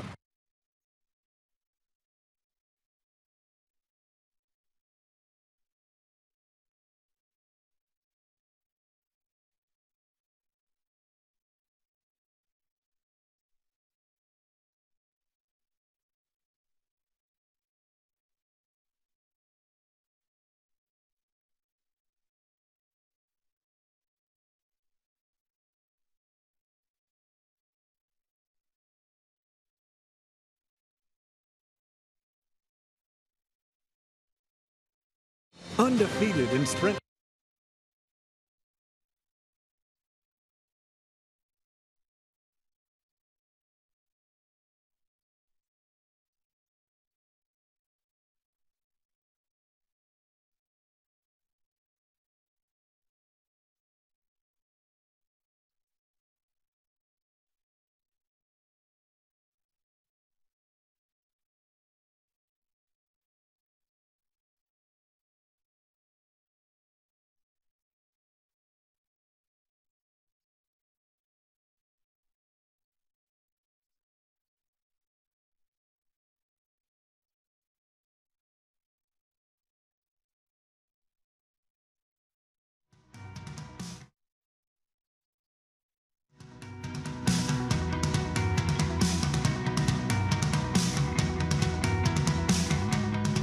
Back on Belmont Park Live, and Tejana in the winner's circle for Shug McGahee, Emery Hamilton, and Jose Ortiz. Back into the winner's circle after being off for a week or so with that sore knee injury, $23.20. Let's send it downstairs to Gabby. Thanks very much. Very, very happy to see Jose Ortiz back in the winner's circle and happy to be joined by Shug McGahee. And Shug, this is a kind of a quirky filly. In her first 2 starts this year, kind of a subpar performance. What do you think was the trick today? Well, I think her getting an easy lead like that, getting her stretched out. You know, her first 3 races, she was pretty much on the lead. And second time we ran her here going longer. And then down at Monmouth and the Monmouth Oaks was 2 turns. And got her back. I mean, I was disappointed, especially in her first race. I didn't know what to expect in the second race. And, you know, I think just kind of letting her get it, and she got into very good stride. She broke good, and, you know, looked like she was pretty comfortable going down the backside, and he just kind of kept her interested, you know, after that. And, you know, she was meant to be a pretty good filly, so hopefully she's on the right track now. Well, she won sprinting, but do you think that maybe with more distance she can use her speed more effectively? Yeah, I think even she'll run a little farther. Maybe we get over to Aqueduct and run around 2 turns. Might even be more conducive to what she wants to do. All right, well, looking forward to it. Congratulations on this one, Shug. Thank you, Gabby. All right, getting the victory there for Shug. Tejana, well, she did it wire to wire. Yes, she did. Got to the front and kept on going. Shug McGahee with the victory. Darwin Vizcaya, Luis Grandison provide Spanish language content. Of course, now we're the leader in providing that here in the U.S. You can find it all on the NYRA Now app, all in HD. Here's a look at Elate in the Alabama from this summer. Lo mantiene Leire, con Jose Ortiz ha dominado claro por 4 o 5 cuerpos. William Hunter y Jose Ortiz están ganando el Alabama fácil con el ejemplar Leire. Segundo está finalizando Itiswell. Tercero está arribando Salti. De cuarto finaliza. Well, big win for Elate there, won by 5.5 lengths after that near miss against Abel Tasman when she got a little intimidated down on the inside in that coaching club American Oaks, but back-to-back huge efforts at Saratoga, and now facing older fillies and mares in the Grade 1 Beldame this weekend at 1 mile and an 1/8. That is the field that she will take on, field of 7 going postward. She is 3-5 short-priced favorite, and with more on Elate heading into this weekend, let's go to Gabby. Well, you said it right there, Greg, that she is facing older company for the first time here, but she's also 3-5. So she's really dominant in terms of the competition going into this Saturday. But Belmont had been training her and has been training her throughout the summer up at Saratoga. So he shipped her in this afternoon about 1 p.m. and she did put in her final preparation work on Monday morning, just an easy half mile in 49 by herself. So pretty usual. And then she obviously would have walked the next couple of days following that, probably did a little bit of training, then got on the van and shipped here to Belmont this afternoon. So she looks like the goods, guys, and I know Belmont going into the Alabama, he pretty much said, you know, there was a push to try to get her to the Kentucky Oaks, but she's just one that's been coming along a little bit later than what they expected, and the Alabama was exactly the race they wanted to win, so she just looks like she's turning a corner in the second half of the year. What do you? I mean, does she even need to move forward off that last performance against this field? No. If she runs that last race, she's going to beat these horses, and she really is the only horse I think that has a strong chance to upset Abel Tasman as the top 3-year-old filly in the country. Yeah, I'm with you. I don't think she needs to really do much, and I think that actually Bill might turn her off like 20% to try to get her ready for maybe the Breeders' Cup, because I don't think she needs to beat much in there. She really doesn't. She's the class in there. I know she's the younger of the horses in there, but her numbers are just too much for the other group. Reminds me a little of Royal Delta, the way Bill sort of got her to come along slowly, and then she became such a powerhouse. This is a very good horse. Meanwhile, the Grade 1 Joe Hirsch Turf Classic, Chad Brown with a 3-headed monster in this group. How would you like 73-1 on Fanciful Angel last time out in the Arlington Million? Now moves to Chad Brown's barn. I think that price is gone. Yeah, I don't think you're getting 7. I don't think you're getting 7-1 on this horse. We'll see. Beach Patrol They're going to find out if you can go a mile and a half. I think it's always good. Same thing for Oscar Performance. You want to find out if you're ready to go to the Breeders' Cup and run the mile and a half or make other plans here. But I think Beach Patrol, if nothing else, is kryptonite for Oscar Performance because they have similar running styles. He has stamina and he has speed, and he's drawn outside of Oscar Performance. And if nothing else, he's going to make that horse's life miserable. Yeah, you make a great point. If you look at the race, it looks like the 3 and the 5. And then when you get to the 1 money multiplier, great resume here. Second in the Sword Dancer to Sadler's Joy. This is him winning the Monmouth, the grade 2, and he beat Irish Straight that day. You know, it was a good effort. He won in a canter. You know, the Achilles heel for him is, I don't know if he's the same horse at Belmont. He's 0 for 3, and maybe his stablemates are a little bit better. What he loves, though, is very firm turf, and yeah. that's going to help him a great deal. Well, it's a loaded lineup this Saturday. You do not want to miss it. It is all on Belmont Park Live. The Grade 1 Vosburg, Grade 3 Pilgrim, Grade 1 Beldame with a late, and the Joe Hirsch Turf Classic. You'll see it all on Saturday. Andy Serling, Paula Duca, Gabby Gaudette, Maggie Wolfendale will have all the action, and I will be intently watching live from home. We're going to miss you. I'm going to miss being here with that kind of lineup. Are you kidding me? Must-see television and Breeders' Cup implications, including Beach Patrol. Got to cover a little more ground coming up over the weekend. And trying to give Chad Brown yet another huge Grade 1. We'll be back. Undefeated in sprint competition, Eclipse champion Run Happy captured 3 Grade 1 victories and set blistering speed records at both Keeneland and Saratoga. In the Breeders' Cup Sprint, he dominated the world's fastest runners, going 6 furlongs in a record-breaking 108 and change. The only horse nominated for 3 Eclipse Awards, Run Happy was crowned champion male sprinter, all the while racing 100% drug-free. Champion, millionaire, record breaker, Run Happy, standing at Claiborne Farm.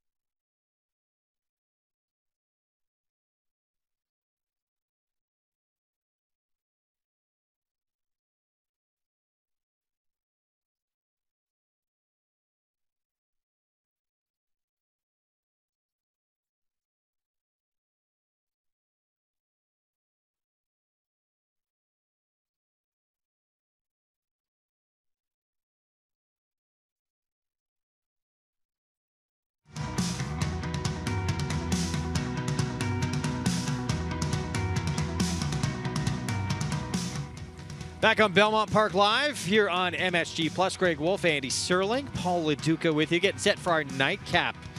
Coming up, our show is brought to you in part by champion sprinter Run Happy. Won at 6 different racetracks during his career. He scored on all weather, on dirt, tracks that were labeled fast, sloppy, muddy. It did not matter with him, and he did it all while racing 100% drug-free, undefeated in sprint competition. Set the stakes record in the King's Bishop, the track record at Keeneland in the Breeders' Cup Sprint. What a career he had, and now it's off to stud and part of that stallion roster at Claiborne, now standing there. All right, our nightcap coming up as we get a look here at the field seam. What do you do with the Todd Pletcher class dropper here, who at 2-1, a little cool on the board right now? She is cool. She is chilly at 2-1. We'll see where she ends up, however. Obviously, she can win. I think Paul and I are on very much the same page with her in here. But second off a long layoff, she doesn't run particularly well in her return, and they're just dumping her. They are dumping her. This would be what people would say at a racetrack. I wouldn't bet this horse with your money, but the horse can win. Absolutely, she could win. Yes. And he wins with these horses. And he wins with these horses. You can see 37%. There was a horse at Saratoga called Sanavi. Same type of horse that Annie and I both did not like. I did not like the effort from Gulfstream.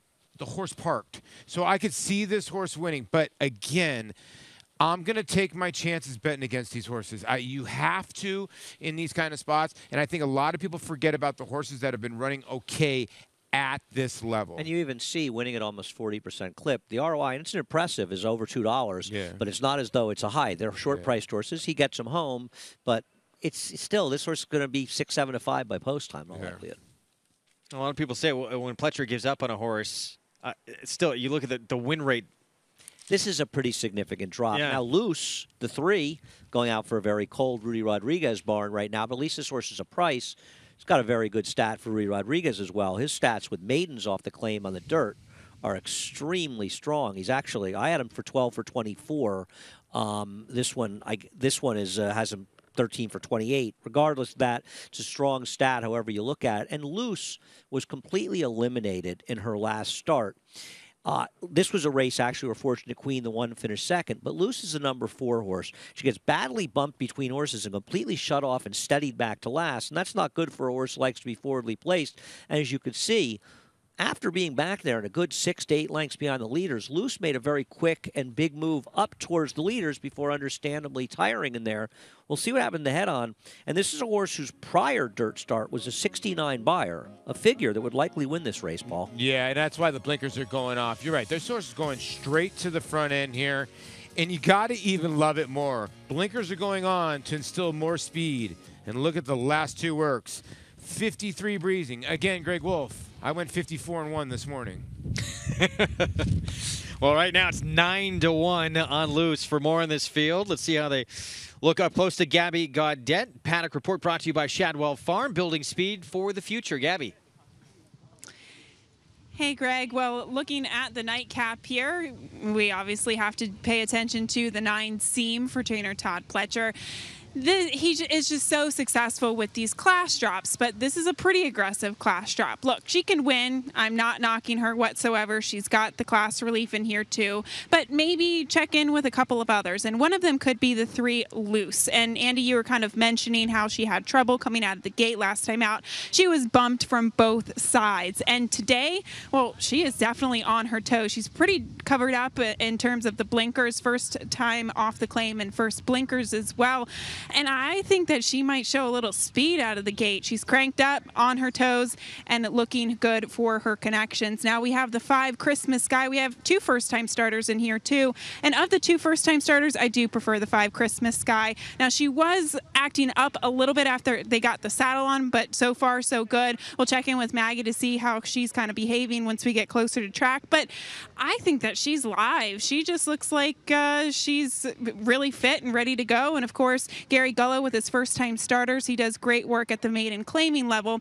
Now the 10 Paula's Pistol. She draws an outermost post position. She debuts today with front bandages on and blinkers on too. Looks like just a short cup. She has a shadow roll on as well. I just wonder if she's going to be cranked to do her best running first time out. Like I said, I do prefer the 5 here in terms of the firsters, guys. All right, Gabby, thank you very much. By the way, seam, I mean, you would expect it to be the case, but in doubles, pick 3 is a massive favorite. But as you said, right now on the board, it's very early. There's still 10 minutes to post or 9 minutes to post. She's a little chilly on the board right now. She's a tiny bit chilly in the win, and you're right. You know, there's a couple things. First of all, she was bet to favoritism in maiden special weight races. That worries me, one, because obviously she was working well in the morning. Now in her third career start, she's dropping for 30 already. Now I get Eclipse Thoroughbreds has a lot of horses. They can afford to do something like this, and she didn't cost a ton, but still She ran good first time out, too. It's not like she just ran against Maiden Special. She did run second in that race. Just feels like if you have an idea, these are good horses to bet against over time. It's a filly, too, not a gelding. That worries me more. Play along. And you get that sign-up bonus, bet 100 in your Naira Bets account, and you will get $100 by using the promo code LIVE. Don't forget, you can get signed up all across the country. Go to NairaBets.com, play along, and take advantage of that $100 sign-up bonus. And, of course, a huge weekend coming up with a lot of horses. Maybe some horses are going to go on to Breeders' Cup glory that we'll be seeing. There's the 6-horse Naughty Bell, who's going to be late to the post-parade party here without a rider at this point. Rajiv Mirage will eventually have that mount. Start things off here with Fortunate Queen, Irad Ortiz Jr. for Rudy Rodriguez. One of two for Rudy Rodriguez. Showed real speed last time out. Not impossible. A rider change on the 2 stars, Wilburn Francisco Arrieta. Blinkers coming off for Robert Vetter. Yeah, this one's 65 to 1. Going to take the blinkers off. We'll probably need the stars to align to win today. We talked about loose earlier. Blinkers go on, and it's first off the claim for Rudy Rodriguez. Rudy's trying to win his first race of the meeting, and he has great numbers off the claim with maidens on the dirt. Special risk, Kendrick Carmouche, first off the claim for John Toscano Jr. A little bit of second itis, 6 seconds and 13 starts, but always runs a good one at a decent price. Daughter of Bodemeister we'll see next. Christmas Sky for Gary Gullo with Hector Diaz Jr. A $220,000 yearling purchase, debuts for $30,000 for a trainer. Very good with firsters and maiden claimers. Here's a look at the 7, Earl Verde, Joel Rosario for trainer David Donk. Finished second for David Donk last time out. She's had her share of chances, 6 in the money in 8 starts. Showed pace against the next out winner, finished second in that race. Here's Yaba, big price, Eric Consell for Mike Maselli. Yeah, debuted on the dirt in a sloppy racetrack in a 4-horse field and was dead last. Really needs to improve. By the way, the 2, 6, and the 8, those 3 carry over the pick 6. Seam, the class dropper for Todd Pletcher, Eclipse Thoroughbred Partners, and Luis Saez. Absolutely the horse to beat for Todd Pletcher on the drop down. The 10, Paula's Pistol, another first-time starter. Here's the Donner, a Mineshaft for Michelle Nevin. Debuts with Lasix, getting played here at 6 to 1 with Manuel Franco aboard. Been training at the Belmont training track. Meanwhile, with a report on Naughty Bell, let's go back to Gabby. Thanks, Greg. Well, she's aptly named, being a bit naughty here in the paddock, and she is situated with the pony right now, and they tried to get her to walk off and go up the horse path, and she was just refusing to do that. But talking to her handlers, they say that she does this pretty frequently. That's why she's surrounded by 2 separate ponies here. So they turned her around. They're walking her in the opposite direction here, and it looks like she's walking forwardly now. Rajiv Mirage, her rider, is just walking next to her, so I would imagine we'll be legged up pretty soon, guys, but good to see her kind of on the walk now. Well, she's cooperating now. She likes an entourage. Big price. She is, what, 25 to 1 on the board. Women. Wow. That was strong. Seamless. Will the class drop make the difference for trainer Todd Pletcher with this 3-year-old filly by Union Rags? We'll find out in a few minutes. Chadwell Farm, home to world-class stallions, offers 2 successful stake sires. Brilliant Miler, Daher, a consistent source of quality. Daher is the sire of black-type winners coast to coast. Grade 1 winner and millionaire, Albertus Maximus, winner of the Breeders' Cup Dirt Mile and Don Handicap. He is now siring black-type horses across the U.S. and abroad. Chadwell Farm, building speed for the future.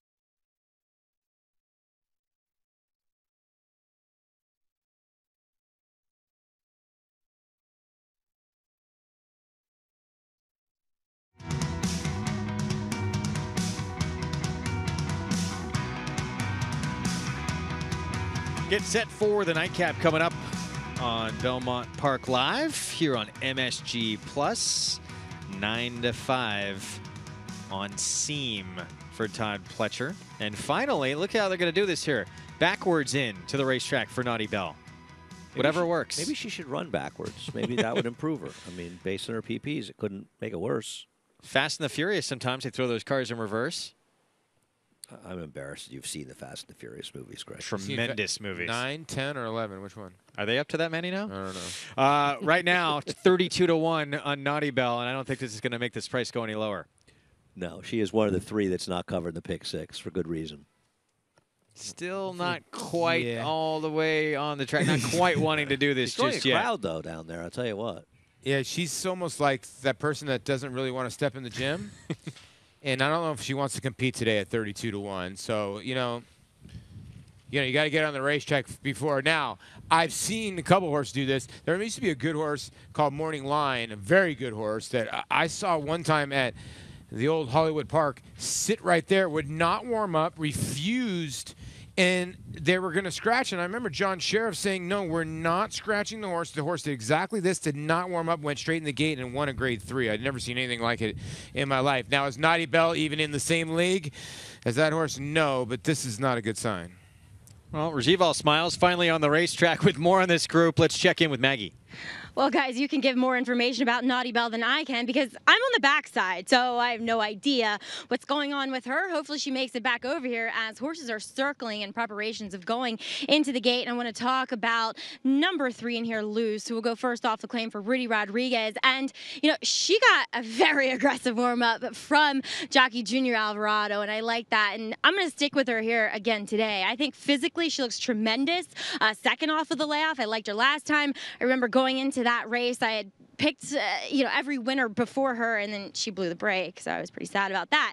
I like her here, and I think she'll break more alertly this time with those French 3/4 cup blinkers. Moving on to the first-time starters, and Gabby, I see what Gabby was talking about with number 5, Christmas Sky. She's certainly the one that, while to me, she doesn't look like she's a fast, quick type, because she's very long and lanky, certainly acted like it. She's a little bit on the muscle, a little bit on her nerves, and she might be quick here, but has she expended too much energy pre-race? Once she got out here and got moving with the pony, she was good, though. And then we are looking as though number 6 in here, Naughty Bell, will not participate. She didn't want to. Good thing they pulled the whistle on her. So Naughty Bell, a late scratch here from tonight's last. But moving on to that other first-time starter, that's number 10, Paula's Pistol. And yeah, she's wearing a lot of equipment first time out. Not in love with that, with the fronts, with the blinkers. Physically, yes, she looked as though she might need a start, but for fitness, but I kind of liked her. She's been very professional out here on the track and liked what I saw from her in the warm-up, Craig.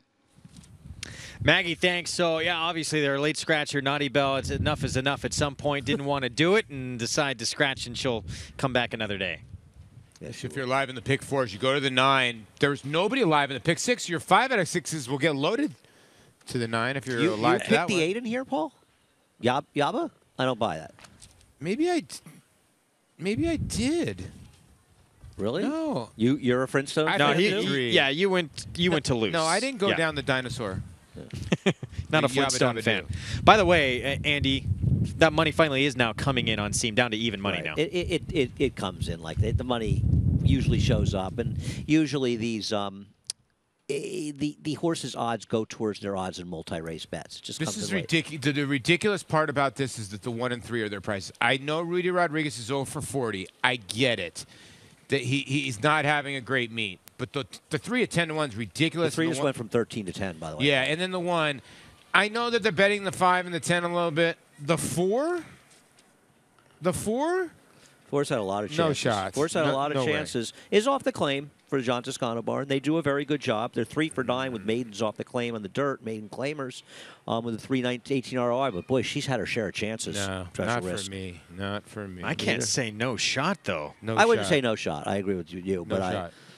I can say no shot. All right. I say it all the time and I'm wrong. 3rd. Left and right. 3rd by 8.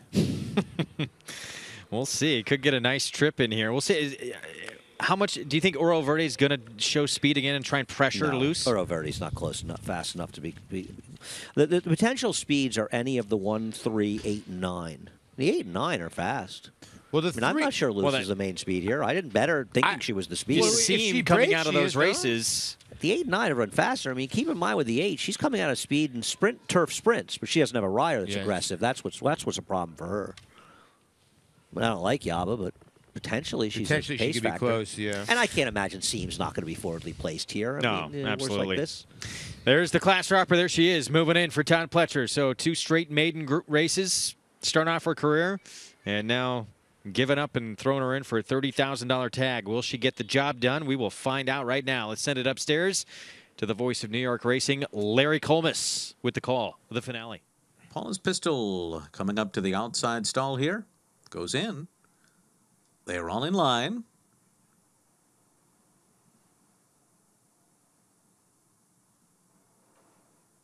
They're off. Good beginning for Loose, who goes out to the early lead. Opens up a length and a half on Special Risk, who's away running in second. Fortunate Queen is third. And they're followed by Oro Verde. Seam is on the far outside, 4 deep up the backstretch and progressing. Then Stars Will Burn to the inside, followed by Christmas Sky. The trailers are Yaba and Paula's Pistol. Loose in front as they make their way into the far turn. The first quarter, 23.31 seconds. Oro Verde is a half length behind. Seam is third to the outside of them, and Fortunate Queen is riding the rail, 3.5 lengths off the lead. Christmas Sky is making a bid on the outside, but going very wide there is Christmas Sky, not handling the turn at all. Hector Diaz trying to keep her inside, but she is going very wide. Then comes Special Risk on the inside. The half mile's up in 46.94, and they're into the stretch, and it is still Loose. Loose in front by 2. Seam trying to close in second. On the inside is Oro Verde. Christmas Sky was so wide is trying to gain ground on the far outside. Loose is still Loose on the lead. And Loose has got it here. Loose and Junior Alvarado under the line. A 4-length winner over Seam. And then it was Christmas Sky and Oro Verde in 111.42. Blinkers on, got the lead, and Loose was just that here in the nightcap. And Rudy Rodriguez breaks out of his slump, getting a win here. And, great job. And Maggie saw it with Loose, the way they were working them, saying that they'd be aggressive. You guys felt they'd be aggressive. I'm very happy. Yeah, it's a good pick by you. And you know what? You go back, look at the racing form.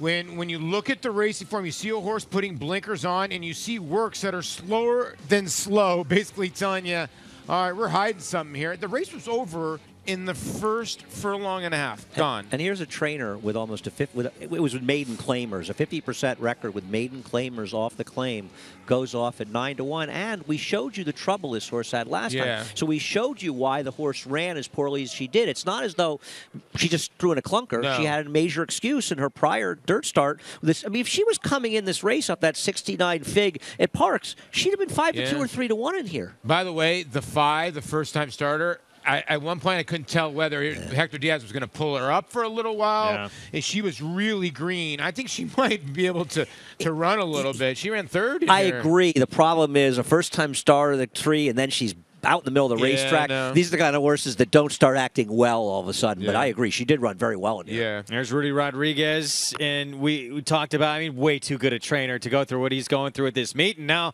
this should jumpstart things a little bit for him. But situationally, putting the blinkers on, looked like she would get to the front and takes advantage and does so at a nice number if you happen to have this one. Let's go to Maggie.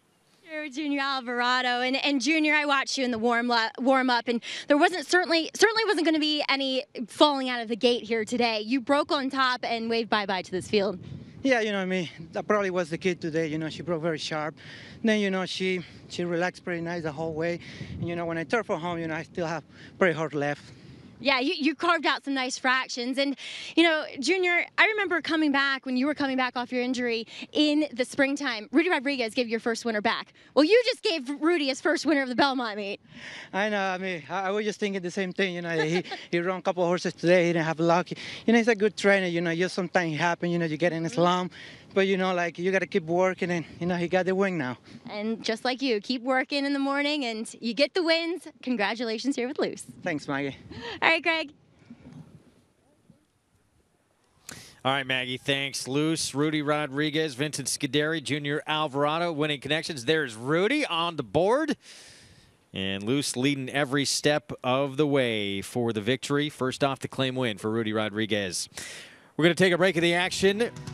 El Deal, well, looked like it was the real deal in that Grade 1 Vanderbilt win. Can he follow it up in the Vosburg? We'll talk about it next. Grade 1 winner Lee traveled the world competing against the best of his generation. A graded stakes winner on both dirt and turf, he set a new track record in the Grade 1 Don Handicap and retired with earnings of more than $2.3 million. With his much-anticipated first foals hitting the ground this year, the sky is the limit for this promising young stallion, Lee, at Claiborne Farm.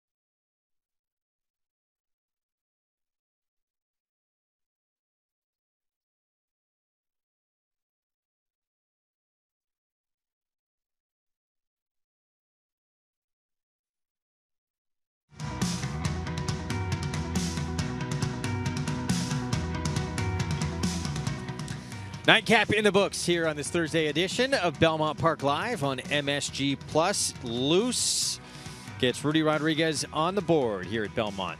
Yeah, congratulations. This filly by Gone Astray, the Meadow Lake mare, Lake Victoria.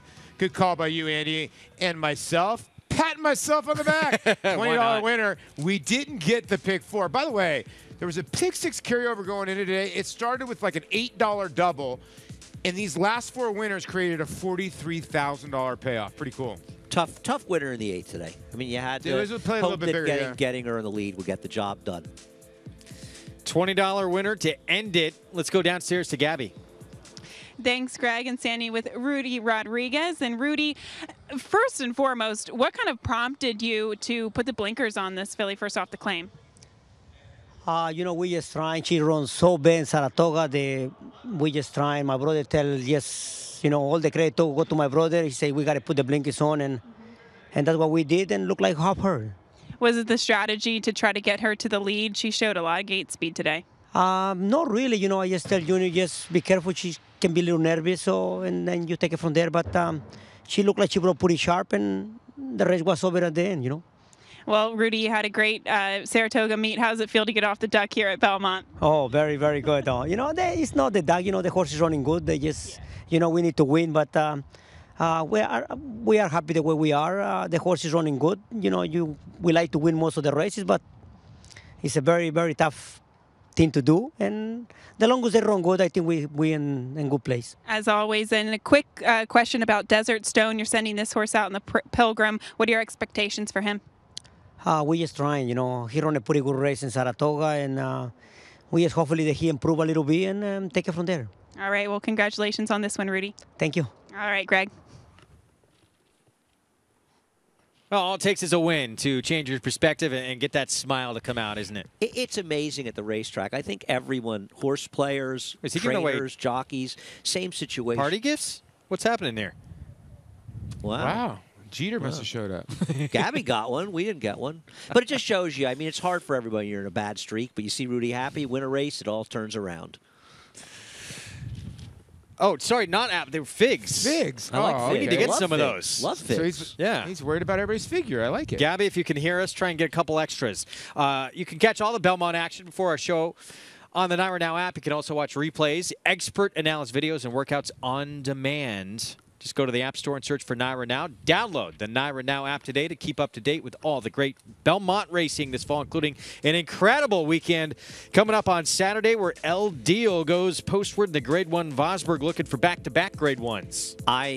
I will make him a dunce cap horse. I do not like El Dio at all. He has had 2 straight gold rails for his victory. He's facing real pressure up front in a serious field. I am anti-El Dio in a big way, but I was in the Vanderbilt as well, and all he did was win by 8. Well, he's going to have to deal with Tocqueville, and he's going to have to deal with Mr. Crow. And Tocqueville might have dealt with the best 3-year-old besides West Coast, at least the most consistent one in Practical Joke. But you can't take anything away from El Dio. He's coming in here with a ton of confidence off the Vanderbilt win. Castellano will stay aboard. Here is the field lined up. Celtic Chaos and Stall Walking Dude. Those are the 2 horses that interest me from maybe off the pace. And Mr. Crow is the interesting story. Only 3 races, Wolfie, but very, very talented. So you don't think... what? I mean, El Dio gets the lead, right? He's fast, but Tocqueville is a one-way horse in here, and Tocqueville is going. You've got Green Grotto. I don't like him. He's going to win the battle early. Can he win the war late? That's going to be the key. It's going to be a fun one to watch. All that stakes action on the show on Saturday. Angel Arroyo, how about number 1,000 to kick off this Thursday card? That was on Pico Chick. And then Tejana, tough one to have, leading every step of the way. Jose Ortiz, welcome back as he has a big weekend ahead with Oscar Performance, Elate, and Tocqueville. We'll see you on Friday at 4 Eastern. Make NyraBets your home for online horse racing and betting. Use NyraBets to bet on live horse racing from around the world. Bet from anywhere, anytime using your computer or mobile device. Earn valuable reward points on bets. Play in our exclusive promotions and earn cash rebates. Sign up at NyraBets.com and start earning your sign-up bonus today. NyraBets, racing's best play. Use promo code LIVE to get a $100 new member sign-up bonus on NyraBets.com.